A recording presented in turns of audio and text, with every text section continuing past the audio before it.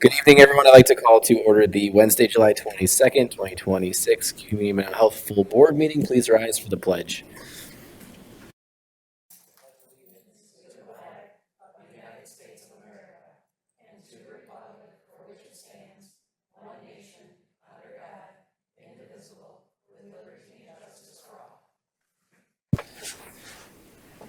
Next will be the reading of the mission statement from Dana. Thank you, Mr. Chair. Macomb County Community Mental Health, guided by the values, strengths, and informed choices of the people.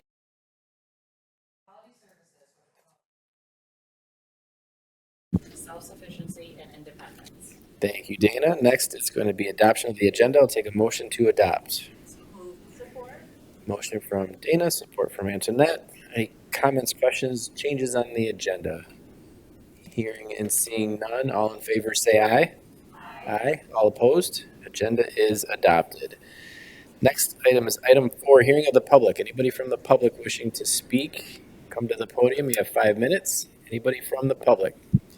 Come on up. Just give us your name and you'll have 5 minutes. Oh, yeah, sure. Yes. Hello. My name is Angela Cope.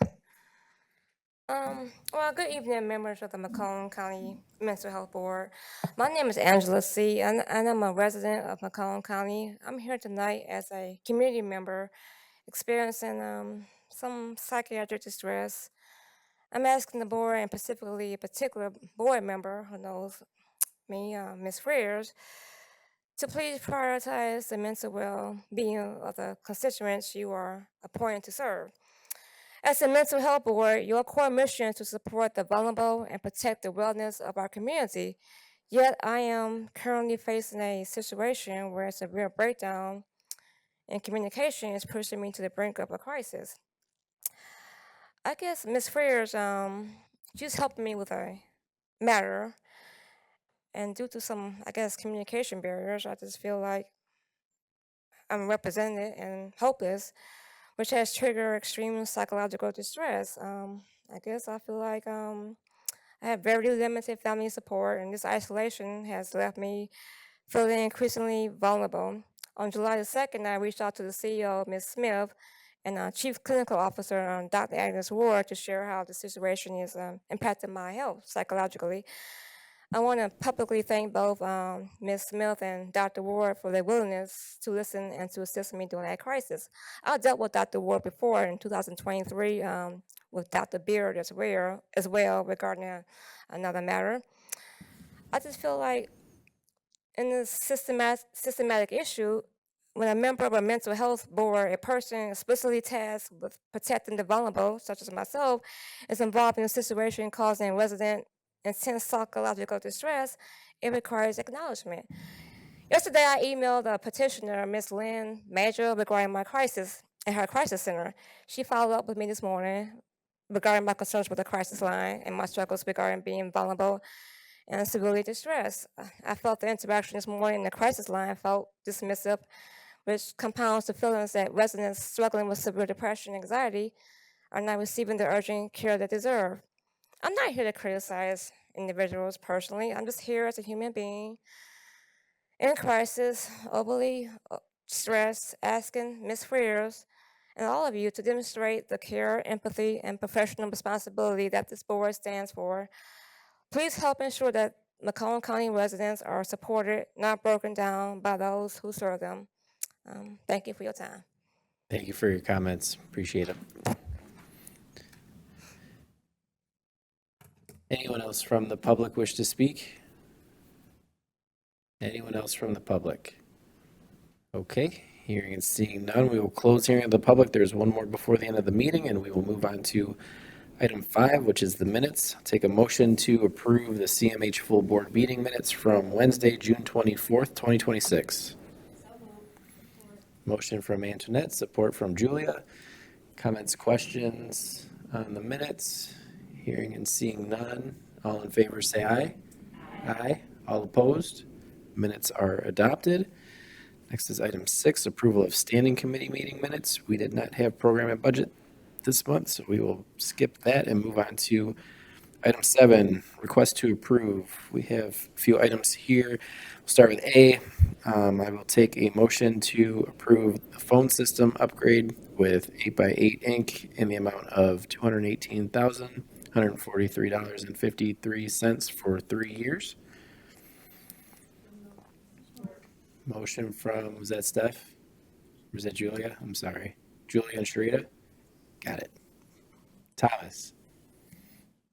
And our good friend Dan. And our good friend Dan. Hi, Dan. Hello. And board members, Thomas did supply a handout. Thomas, go ahead. Yeah, so we are in the process, or have been in the process of procuring a new phone system to help us in a number of areas. As you know, it's a crucial part of our operations that we operate 24/7, 365-day year crisis line in support of 988 in Michigan and locally. And in addition to that, we run an access center and customer service line that operates a good portion of the year as well and kind of serves as our front door. So the phone system is really crucial to our operations. Over the past several years, but especially the past year or so, we've dealt with a number of issues that has kind of exposed the fact that some of the things with our current phone system are kind of a little bit, I guess I would say, like long in the tooth. There's some aspects of reporting as it's needed for 988 that are less than optimal. We have a number of different services and different providers that we have to maintain instead of kind of having everything under one sort of umbrella. We don't have adequate after hours support availability sometimes to serve the 24/7 crisis line. We still make ourselves available, but we don't have like a full after hours staff, so that's been problematic. A lack of integrated features, so we kind of have a bunch of sort of standalone services that work together. Inability to kind of fully manage the system ourselves. We work with a kind of a value-added reseller for the service, so it makes it problematic to like add licensing if we take on increased staff or change call center functions, and a number of other issues that we've kind of lined up here. But those are kind of the big ones. But again, upgrading the phone system in service of just making things work better for people that have to operate these phones every day. Thank you, Thomas. Yep. Are there any questions from board members? Nick? Yeah, just to follow Tom on security issues with the new system, how does it, or does it protect us against, I don't know if it even connects to the internet, but hacking or HIPAA compliance? Yeah, certainly. And we put a little bit on the one sheet, but Yeah, I 8x8, the vendor that we selected through the procurement process, they have a completely open and available privacy policy, but they also receive audits from organizations for SOC 2, which is like kind of the gold standard. It's the same one that our medical record uses. Several ISO certifications, and then Cyber Trust Mark and Cyber Essentials Plus. And then beyond that, we would have a BAA established with them for HIPAA protection, being a covered entity under that. And additionally, all of the solutions that we looked at tie into the existing security functionality that we have as far as sign-ins. And we're not doing any kind of recording or transcription currently in the system. So in terms of protecting communication, it's still operating over the same kind of telephone system and carriers as our current phone system is. So we'd have the current protections that we have, but protections that I think exceed what we currently have with our current phone system. So security was a concern when we were looking at this, definitely. Thank you, Nick. Donna? Get this to work. Yeah, I wondered if you know if 8x8 is working with any other PIHPs or CMHs, either in Michigan or, across the United States, anywhere. They are. Arizona, I believe they have a large chunk of the business there. They cited a lot of healthcare providers and mental health institutions or organizations that they were dealing with in that. We didn't take note of specific entities, but it was a focus of their presentation to us that they are involved in organizations or involved with organizations similar to ours. So they're used to having to work with a lot of security issues. Absolutely.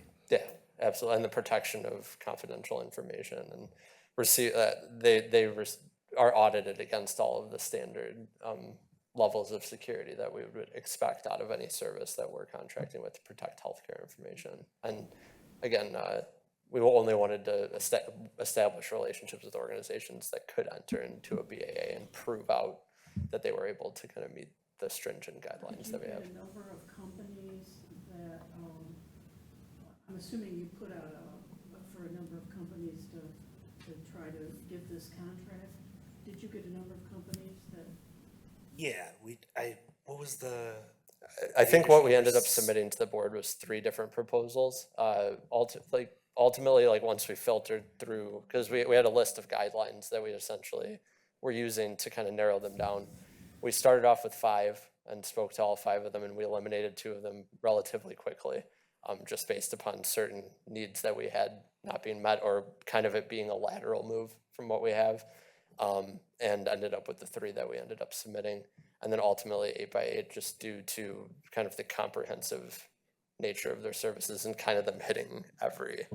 And then we also went through a selection process involving the people from the call centers. So once we had kind of narrowed it down from an IT perspective, we met with and had them meet with the vendors directly and get demonstrations of the system, ask their questions that they wanted to ask. And again, we didn't want to bring this to the board if we felt like it was just going to be a lateral move.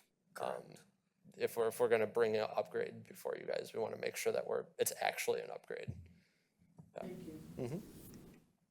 Thanks, Donna. I have a couple of questions. How old is our current system? It predates the pandemic. Okay. Pretty sure it's It's 2017 or 20. yeah, 2017, 2018. Okay. So yeah, going on a decade. Okay. And Yeah. that was an upgraded iteration of the previous system as well. So that wasn't a completely new system. That was built on top of the previous system. Sure. Okay. So yeah, we had brought forward some of the problems that it already had and some of the limitations that it had, but there was a lot of familiarity with that system at the time. And Okay. And then what do you see as like your timeline for implementation? so I think when we discussed it, it was So 8x8 said that their part with the build out would be 1 to 3 weeks. Our part with implementation would be reliant on what the training performance was. So we would build out a test environment, provide it to sort of our power users from the call centers. They would engage in direct training with 8x8 for utilization. And then based on how that went, that would sort of determine our go live date. Gotcha. I think an aggressive estimate would be end of September. More realistic is probably sometime in October. Okay. yeah, and part of the timeline for upgrading and bringing it at this point was within the last several years we paid off the phone system, so we had leased it and we own it, so we do have kind of the ability to run both in tandem for a period of time. And the cost, there will be a cost savings going forward with the system once we kind of get out of some of the legacy things. So yeah, we're really looking long term at something more sustainable, and that's ultimately going to save us money. Okay. And that was while gonna be also my improving service. that was gonna be my last question, was the backup / redundancy plan of transferring phones over, making sure that, you know, we're still functional and answering calls 24/7 as we are. Yeah, Okay. and really what kicked this off was a desire for, like, the top line concern was a desire for more redundancy. We're kind of maintaining that redundancy ourselves as an IT department and spreading it across our sites, but having an organization that is based in the United States, that has a presence in multiple data centers across the United States, where it's like completely transparent to the people that are in the call centers. We're not having to flip switches and things on our end to get things to go. That's kind of built into the system.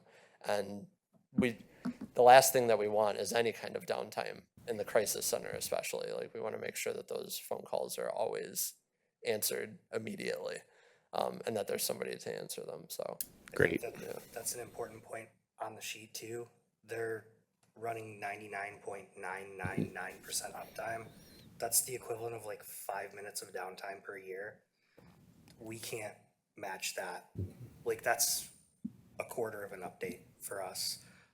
And we have ways to offload things, but it makes each task much more difficult. 8x8 also was able to advertise to us that they have not had an outage in over 8 years. So it's pretty impressive from a reliability and an access standpoint. That's great. I know some of us board members were talking about that 99.999% number before the meeting started, and that's pretty impressive. You can't get much closer to 100% than that. So, all right. Any other questions or comments from board members? Okay. Hearing and seeing none, all in favor, say aye. Aye. All opposed? Motion passes. Thank you both. Thank you. Appreciate your time. thank you. Now we will move on to item B. I will take a motion to approve a renewal agreement with Kronos.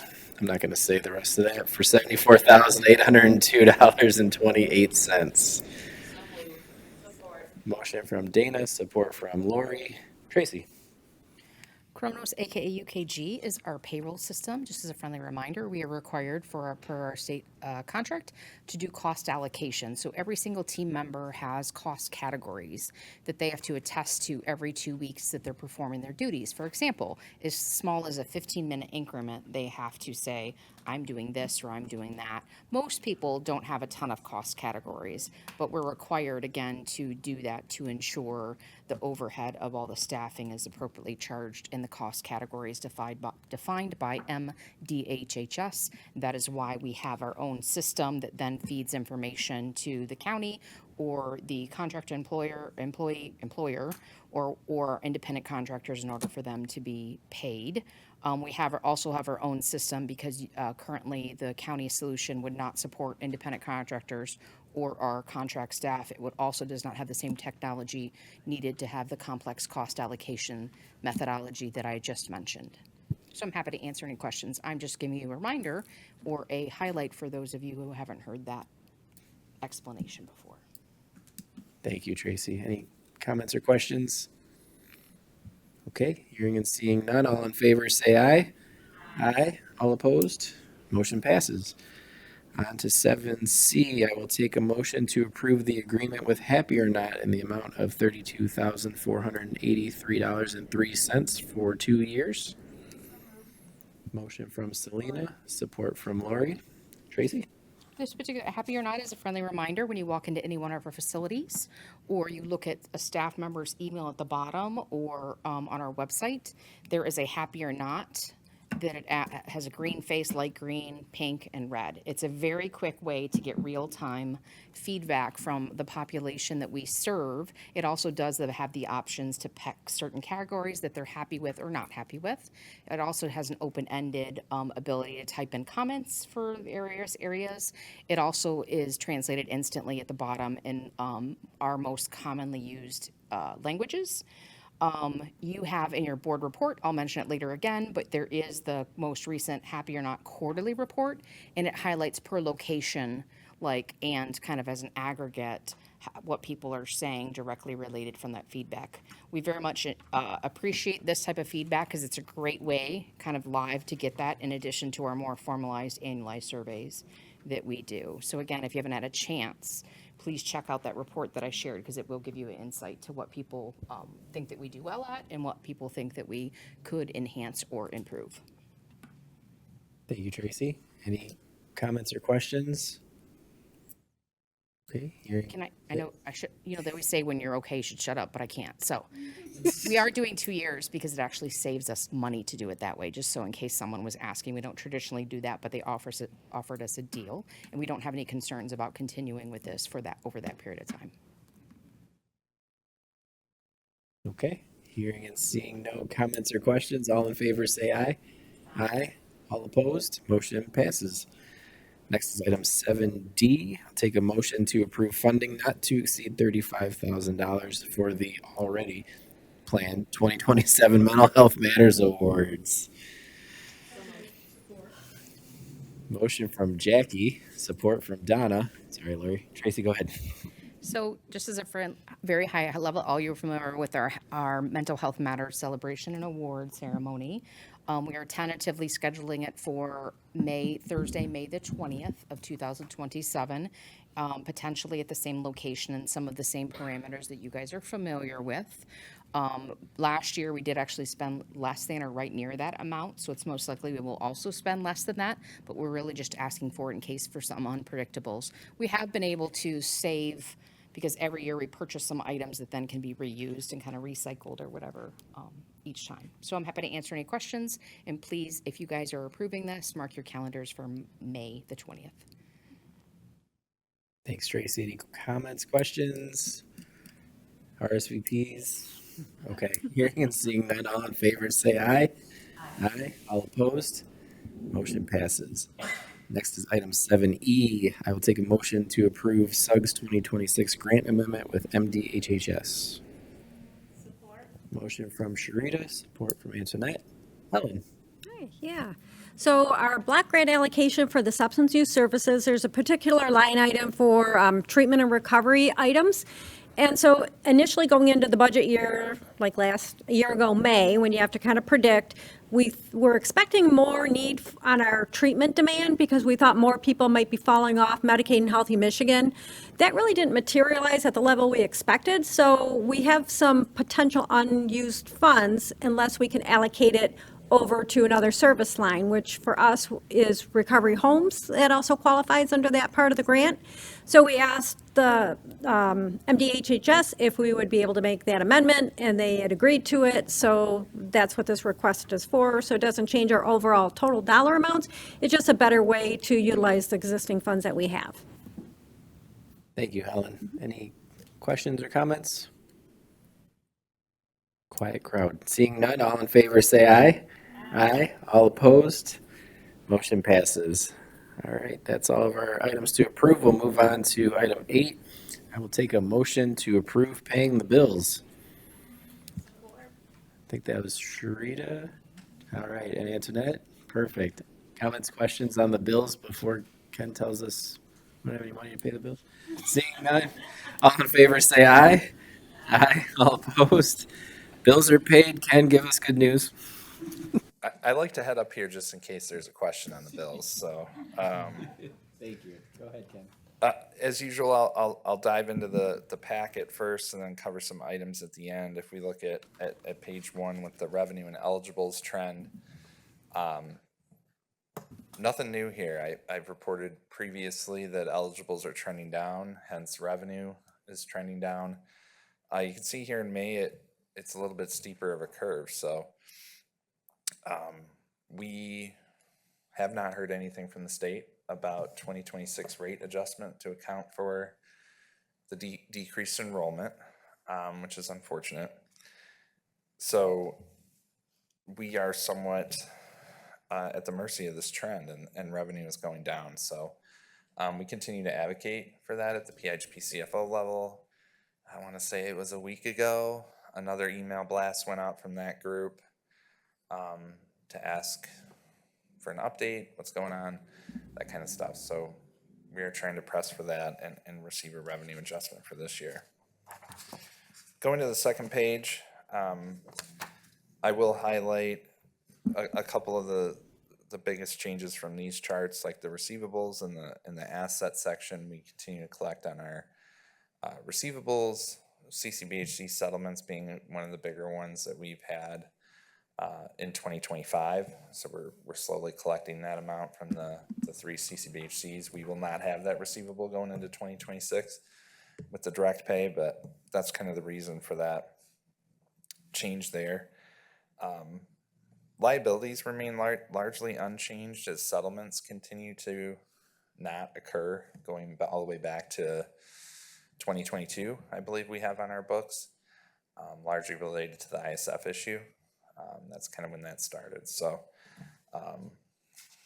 we continue to have those liabilities on our books. So page 3, we covered before, but revenue is down. Our capitation revenue is down, not only for rate cuts and eligibles, but the CCBHC direct pay, the portion of capitation that was pulled out is reflected there as well. But you can see in the next box on expenses, we continue to support the provider network at a really high level despite that decrease in revenue. So it does culminate in the drawdown of funds out of our ISF, as we've talked about as well. Going to the next page, our funding source. Again, I don't know that there's anything new here. If you look at the first 2 boxes in Medicaid and Healthy Michigan, that's about $7.7 million through May that we're looking to pull out of the ISF. You can see that in the chart at the bottom. Both ISF and savings are taking up a piece of that. They're both risk mitigation or savings tools that we have. At least tentatively, it looks advantageous to pull some of it out of savings. We're almost going to have to because of the decrease in revenue, and the rest would come out of the ISF. So you look over the course of the year, I think we're still in that $10 to $12 million range to pull out of our Medicaid reserves, one of these 2 vehicles. CCBHC, that continues to run at about a $4 million loss. It's hard to say with the CCBHC. The direct pay change is still an open question mark. We continue to work with our EMR vendor. It continues to be an issue statewide where we're trying to make changes. The system just really wasn't designed for the level of billing detail that we need to do. It was designed and operated under an encounter-based system for however long. So working through that, our billing team is certainly working hard on the open AR and that sort of work, but also some claims edits we run into at the state that weren't on the encounter side that have kind of muddied the waters as well as we try to collect that revenue. So we continue to look at that and try to make improvements, and additionally advocate with the state for some other payment model. Is it maybe not going back to encounters, but something hybrid where it's not so cumbersome on the billing staff across the state. There's not that many people that do it, so it becomes a challenge.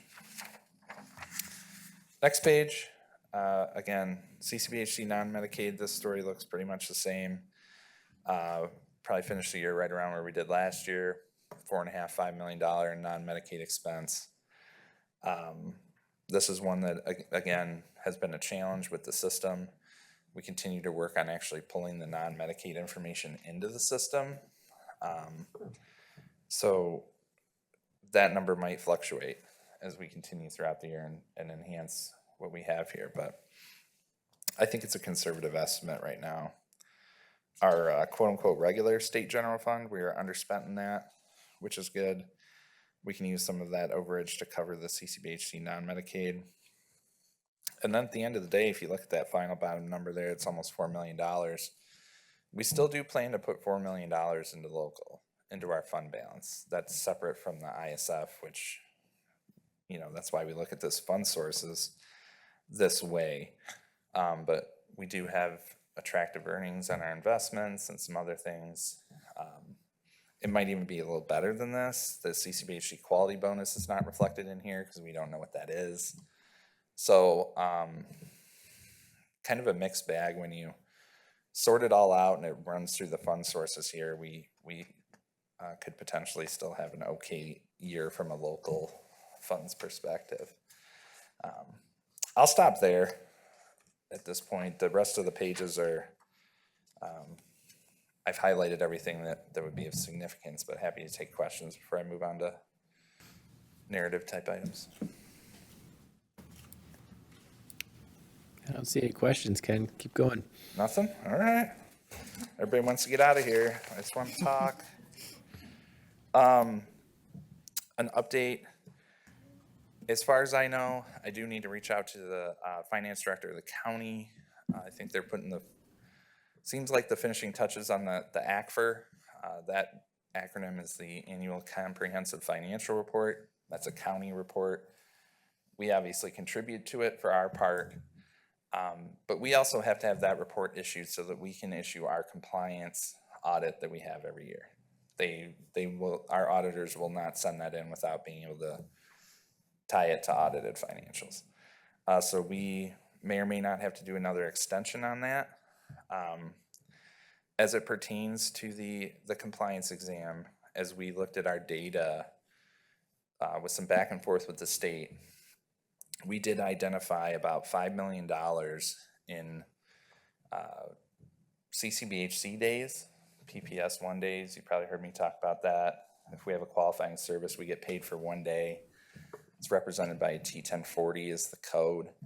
So there was several thousand T1040s that we were able to pick up pretty late in the game. It was after we did our final FSR, but it did result in about a $5 million benefit to us to do that. So I submitted a revised FSR. I think this was right after the last board meeting. So we will likely have a compliance audit finding as a result of this. Once that report's issued, I'll certainly bring that to this group. But also worth an audit finding to change our CCBHC deficit in 2025 to a surplus. So we feel like those data issues have been addressed as it pertains to 2025 and moving forward. But I did want to make the group aware of that we have this change.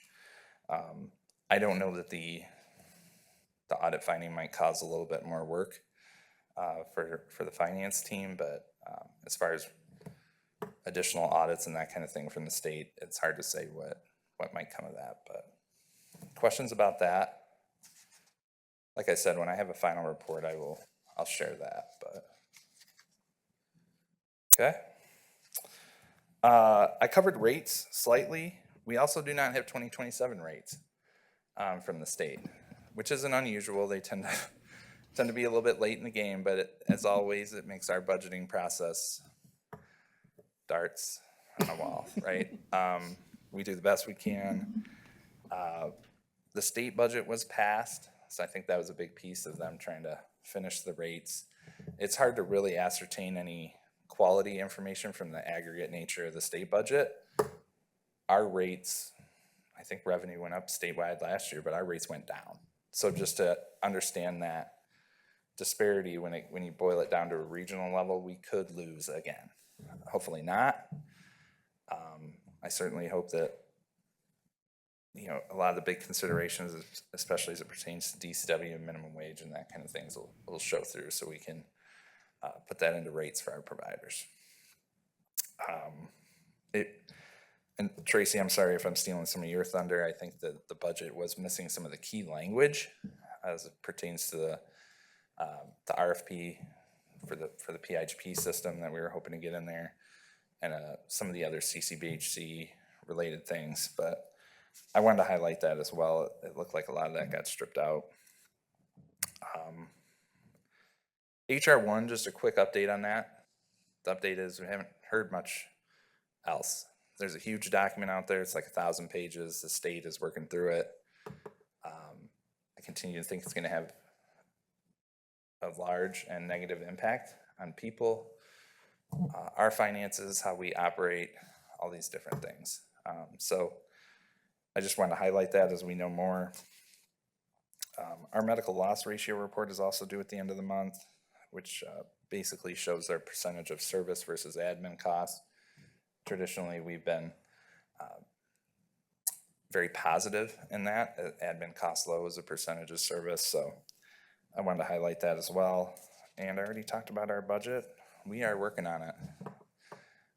Mostly the expense side to try to nail that down, and we're probably looking at a similar situation as this year without revenue. I have to assume that it's somewhat static and budget conservatively from that. So probably another loss type situation in 2027.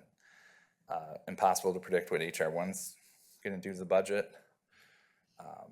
So again, that's part of the reason for that static revenue. As we look at that, we're probably looking at a bad year in 2027 financially. guess, so. I think that's all I have. There's other questions, as if that's not enough. But. Thanks, Ken. Are there any questions, comments? Nope. Okay. All right, thank Come you. back with better news next month, Ken. Hard numbers. Maybe I'll schedule a party or something, and I'll fly for that. Now it's on to Tracy with our CEO update for Pick Me Up. I do have some good stuff. Yes. So it's not all good, but most of it's good. So yesterday, 5:30ish, give or take, you should have received the board report. So as always, I'm going to highlight, but of course you should go read it and you do all the clicks so that way you can find out more information about what I'm going to highlight. So from a media standpoint, we were featured again from our SUD Engagement Center. There is an article for you to check out. It was a kind of a rerun of a previous article in Metromond. We also had a very successful campaign for vaping and tobacco use for youth specifically.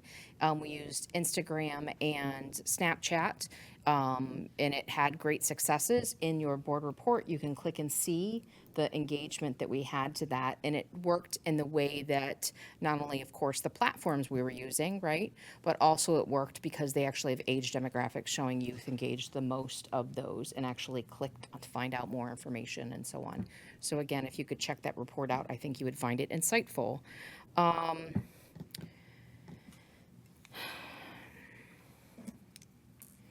Moving on, Ken did mention the state budget. There is an update that you can click on in there that just gives you the latest and greatest from our understanding where the state budget is right now. It's approved, but it does give you a kind of a very, very high update on, or a highlight on how much of Medicaid and how much of the various funding streams, just for you to review, and I would encourage you to do that.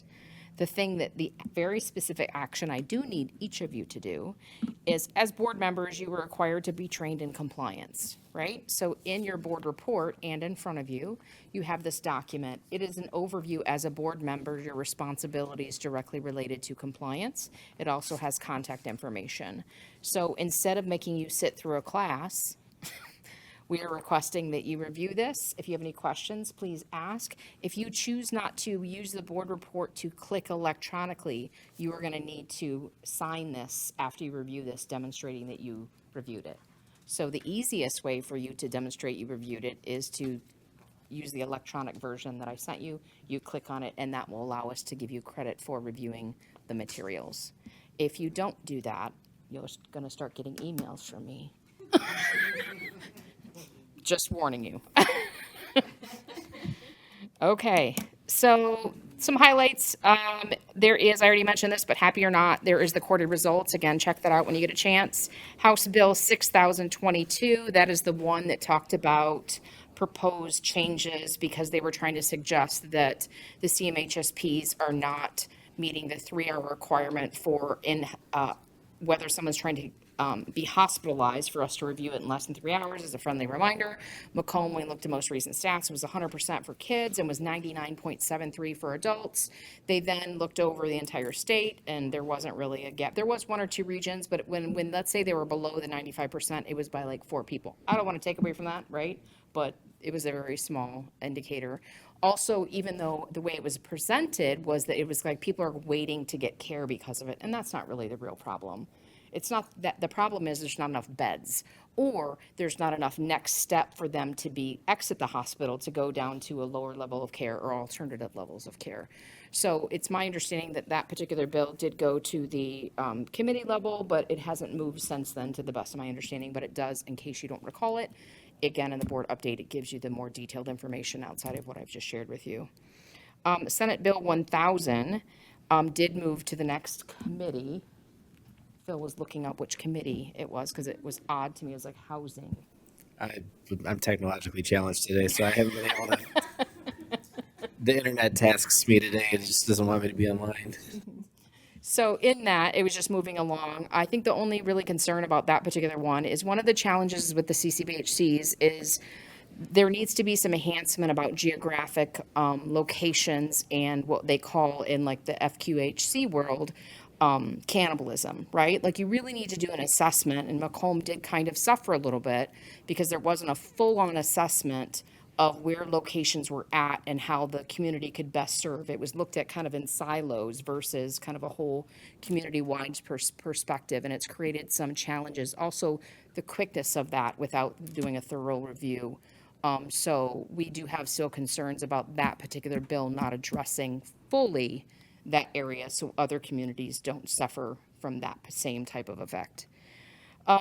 There is not any updates about the DCW wage increase. Remember, there's a gap in funding. So in the budget, we don't see additional funding. In other words, they did put the funding to cover the variance of 340. So as a friendly reminder, minimum wage went up January 1st of 2026.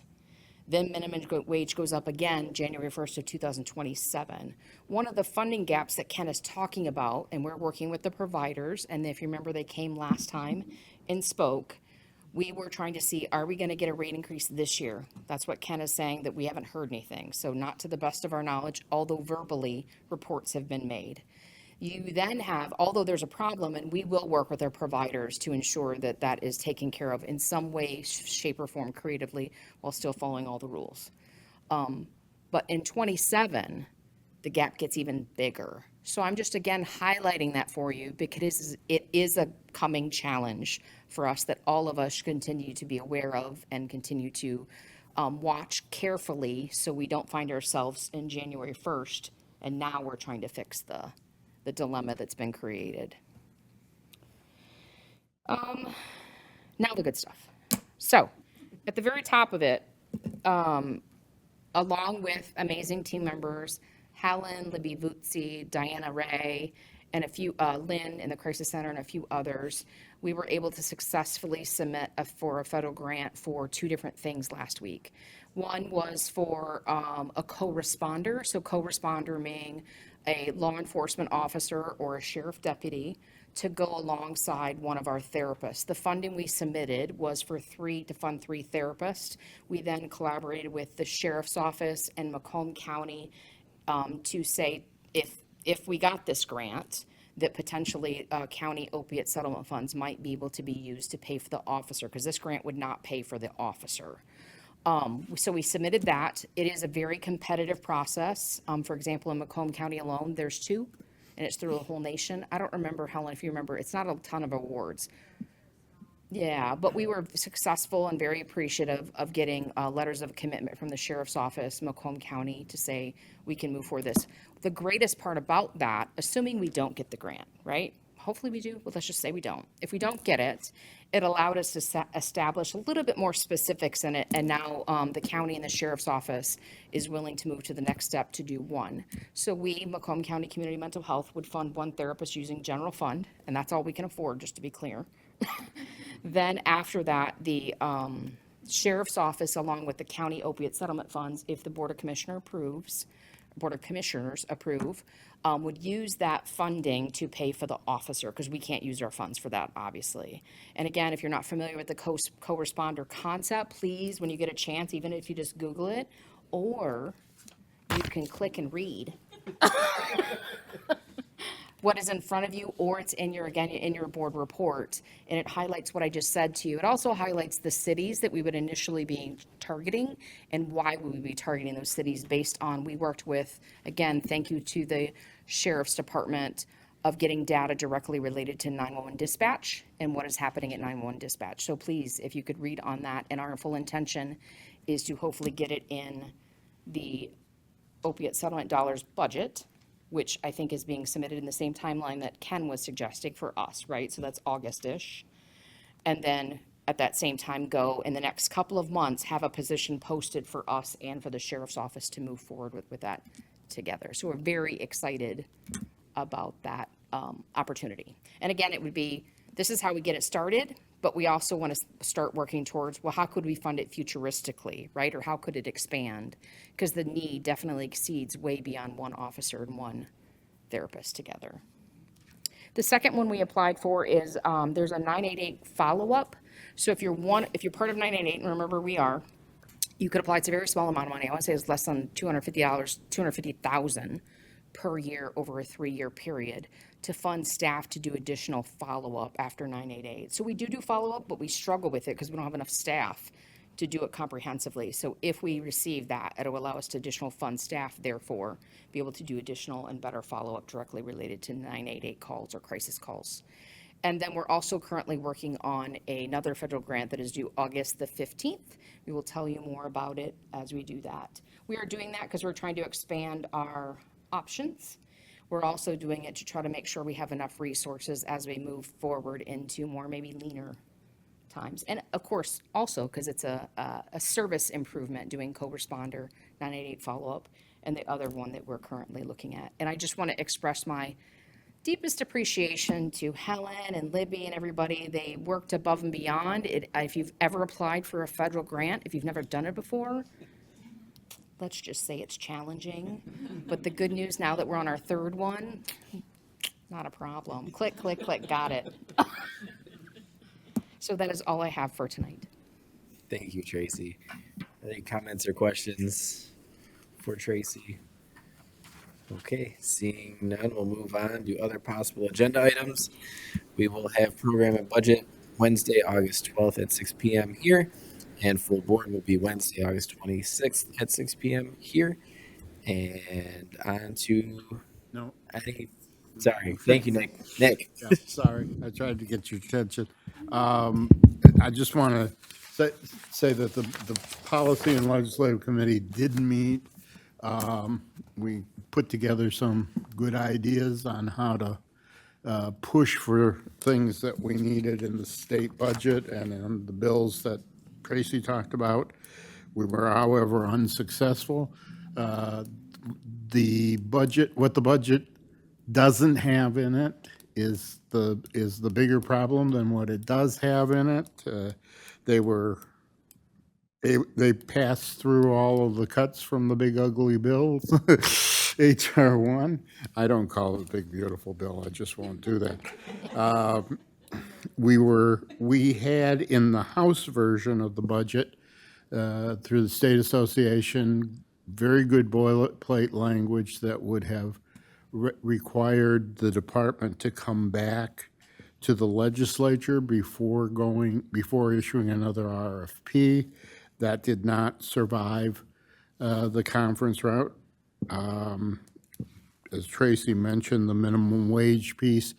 I checked the House Fiscal Agency's analysis, and throughout it all, it made it clear that they were expecting the minimum wage increase to be absorbed through overhead cost savings among the providers, which obviously means they didn't believe what the providers have been telling them, that that's not really available.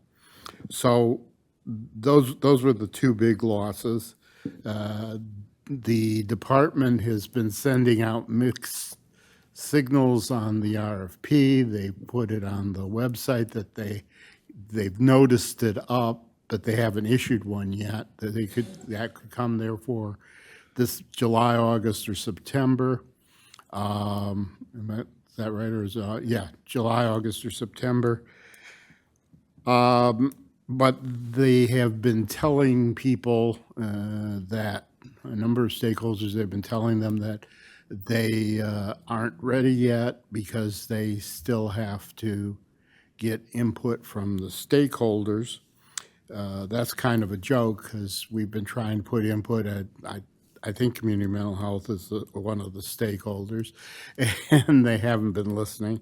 I'm on the board of directors of the Mental Health Association of Michigan, which is a major advocacy organization, and they're also frustrated that they haven't had any information on what they're even considering or any ability to put much input in on the new approach. So we will be holding another policy and legislative committee meeting.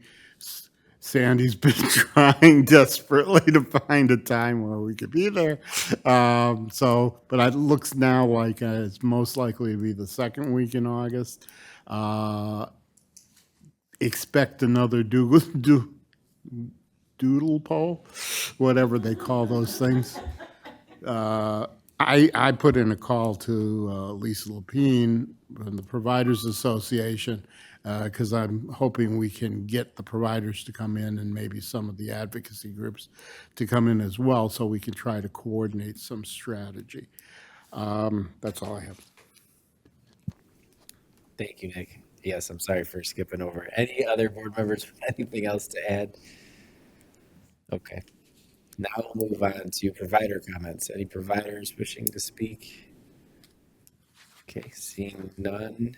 Hearing of the public. Anybody from the public wishing to speak? We moved on. Sharita, go ahead. I just wanted to crown one of our board members and say congratulations to Steph. She graduated with her master's degree, so she's officially done with school. I just wanted us to acknowledge her. Thank you, thank you. Thanks, Sharita. Congratulations, Steph. Anybody else? Anybody in this room at all? All right. I'll take a motion to adjourn. So moved. You got it. All in favor? Aye. We are adjourned. Good night, everybody.